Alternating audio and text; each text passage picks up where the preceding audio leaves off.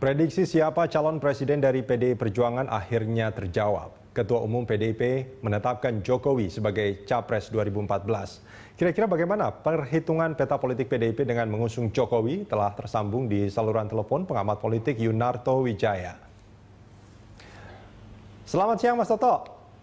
Selamat siang Mas Rudi. Mas Toto, bagaimana Anda melihat keputusan dari Megawati yang menetapkan Jokowi sebagai Capres PDIP ini? Ya, sebetulnya ini bisa dikatakan hanya menjustifikasi suara publik yang sudah terdengar selama beberapa bulan terakhir ya. Kalau kita baca survei-survei yang ada terutama 6 bulan terakhir kan memang jelas menempatkan Jokowi bukan hanya sebagai capres dengan elektabilitas tertinggi di internal partai di PDIP, tapi juga tertinggi bahkan dibandingkan dengan seluruh capres dengan angka yang cukup mencolok begitu.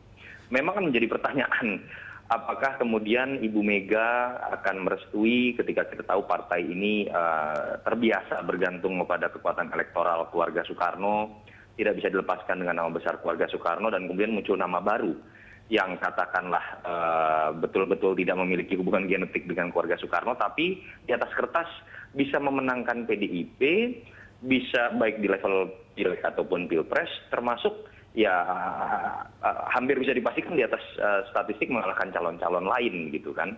Nah ini sebenarnya hanya menjustifikasi, artinya PDIP secara realistis sekarang memilih untuk berkuasa, PDIP secara realistis ingin memenangkan pileg dengan angka yang cukup signifikan. Itulah yang menyebabkan mengapa kemudian deklarasi ini bahkan 2 hari sebelum kampanye terbuka, orang masih bertanya-tanya andai kata dimajukan tadinya apakah sebelum dan sudah pileg. Bahkan terkesan pada beberapa bulan lalu itu kan setelah pileg baru akan diumumkan. Ya ini menunjukkan bagaimana PDIP secara elektoral sedang bersikap realistis, tapi juga bisa dianggap secara positif mereka mendengar suara publik. Dan bukan tidak mungkin akhirnya wacananya bergulir PDIP siap bertransformasi menjadi partai modern dibanding sekedar menjadi partai Soekarno semata secara literal. Itu yang saya pikir bisa kita mana yang lebih kuat menurut Anda alasannya? Apakah memang mengabulkan aspirasi masyarakat luas berdasarkan hasil-hasil survei itu, atau sebetulnya memang ada tujuan awalnya yang menginginkan agar partai ini menjadi partai pemerintah nantinya? Ya, artinya ya kita harus melihat secara realistis ya. Partai-partai ketika 2014 pasti akan berpikir mengenai kemenangan, akan berpikir mengenai bagaimana berkuasa, bagaimana kemudian berpikir bisa menguasai kursi pileg dengan jumlah yang sangat besar. Ya minimal kita bisa pastikan bahwa PDIP sedang melakukan kalkulasi politik yang sangat matang. Kita tahu bagaimana kekalahan 2 kali berturut-turut dalam 2 pemilu sebelumnya. Ini kan juga sebuah pelajaran yang berarti buat PDIP, saya pikir, untuk belajar. Dan sekarang mereka memiliki momentum dengan tokoh baru yang betul-betul memiliki tingkat elektabilitas tinggi, dan itu dimanfaatkan. Jadi suatu hal yang lumrah menurut saya dalam kalkulasi secara elektoral. Tidak ada pilihan lain buat PDIP selain memilih Jokowi dan dideklarasikan sebelum pileg, sehingga kemudian mereka bisa mengambil alih kekuasaan yang mereka miliki pada tahun 99 kemarin. Ya, sebelumnya kan masih ada Megawati di sana yang digadang-gadang juga sebagai capres juga di internal PDIP. Apakah ini ada kekhawatiran sebetulnya? Ini pernah 2 kali kalah, ini ada kekhawatiran agak menakutkan juga kalau sampai 3 kali kalah seperti itu. Ya mungkin ada pengalaman seperti itu yang kemudian dipelajari, tetapi yang jelas ketika mereka membaca survei-survei yang sudah dilakukan baik oleh partai lain ataupun internal PDIP sendiri, bahkan saya dengar PDIP memiliki 29 survei yang berbeda-beda yang kemudian mereka pelajari. Saya bisa menyatakan memang dari hampir semua survei memperlihatkan ketika Jokowi yang dimajukan, partai ini akan secara aman bisa mulus dalam pertarungan di legislatif ataupun di presiden. Sementara ketika nama Ibu Mega yang dimajukan, walaupun dianggap menjadi simbol pemersatu partai, tetapi dalam konteks secara elektoral resikonya terlalu besar. Kalau kita baca dalam beberapa survei terakhir, andai kata Ibu Mega dijadikan RI1 dan kemudian Jokowi menjadi calon RI2 pun, tetap belum bisa menggapai kemenangan 1 putaran, bahkan berpotensi itu bisa mengalami kekalahan di putaran kedua. Jadi saya pikir pada akhirnya ada sebuah perhitungan yang cukup rasional yang kemudian membuat deklarasi ini walaupun terkesan agak mendadak ya buat sebagian kalangan, itu terjadi. Nah memang pertanyaan selanjutnya adalah, apakah ini kemudian bisa mengubah karakter partai yang selama ini bergantung pada nama besar keluarga Soekarno? Saya pikir mungkin selama beberapa waktu terakhir, kenapa kemudian ini terkesan ditahan-tahan, kenapa terkesan ada politik tarik ulur dalam internal PDIP, mungkin hal internal itulah yang sedang dikompromikan.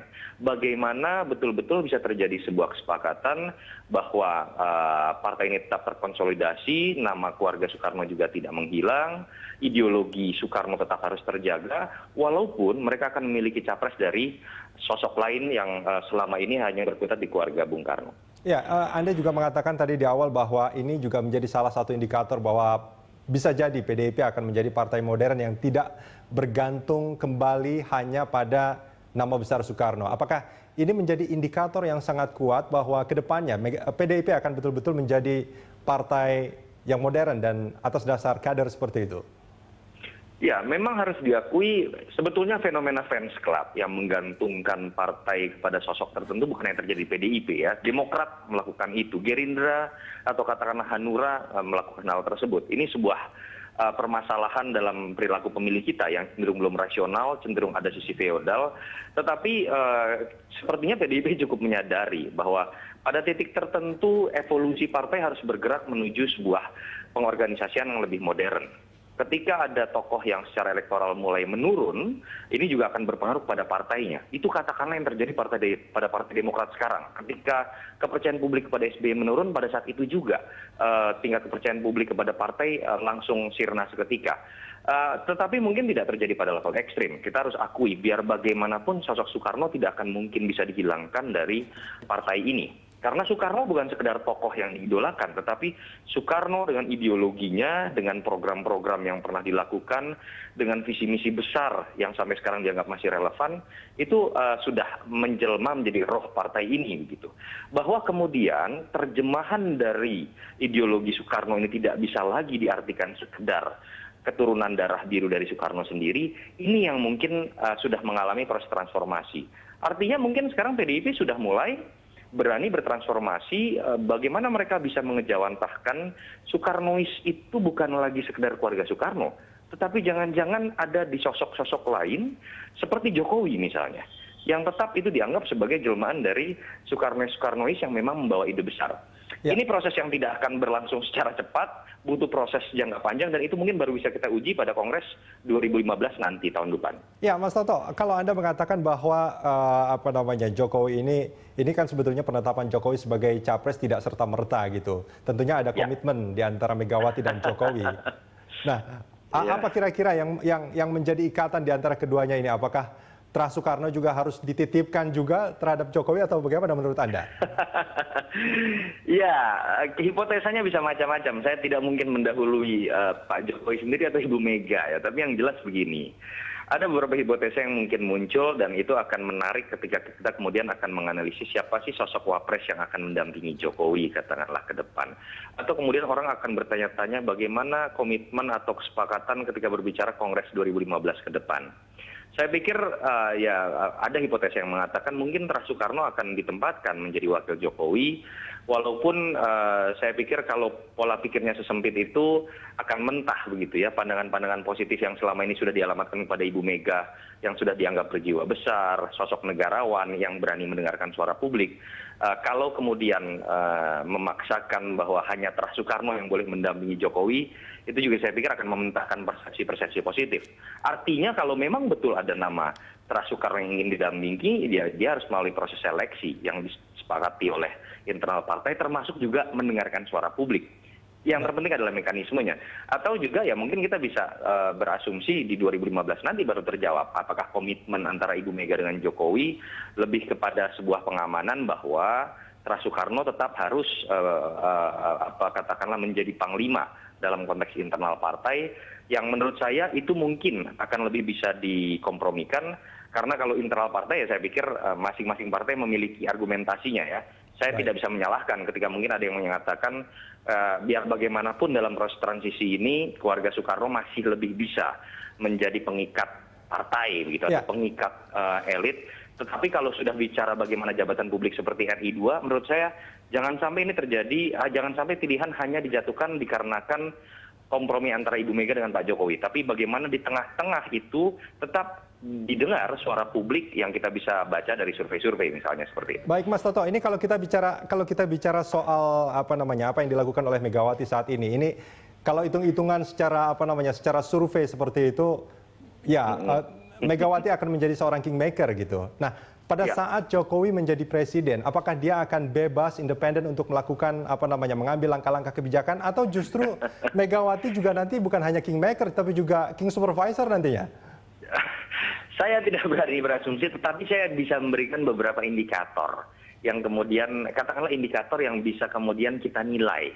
Dan itu hanya bisa dibuktikan ketika indikator itu sudah terwujud.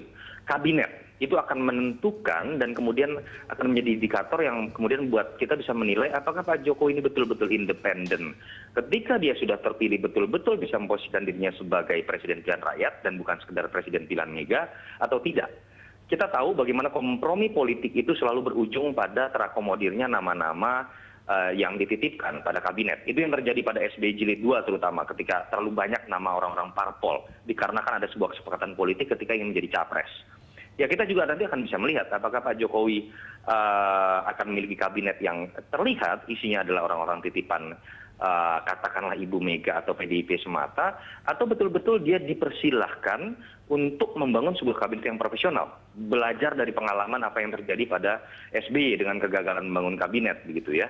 Dan itu hanya bisa kita nilai ya pasca dari pembentukan kabinet nanti. Walaupun hal-hal pertanyaan Mas Rudi tadi juga sebenarnya akan ditentukan tergantung pada hasil perolehan suara PDIP pada saat pileg juga.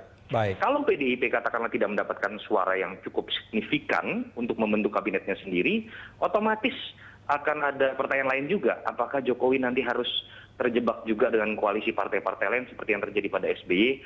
Banyak hal lain yang di luar dari sekedar pertanyaan apakah Jokowi ini akan sekedar manut pada Ibu Mega atau tidak. Ya, saya berharap bagaimana dan kita belajar bagaimana Jokowi ini kan menjadi besar ketika dia dilihat bukan sebagai sekedar kader PDIP, tapi sebagai sosok independen yang berani secara profesional bekerja tanpa terpenjara oleh kekuatan politik apapun. Semoga andai kata Jokowi terpilih, itu bisa berlanjut. Baik, terima kasih Yunarto Wijaya telah bergabung bersama kami. Terima kasih Mas Rudi, Berita Satu. Sama-sama.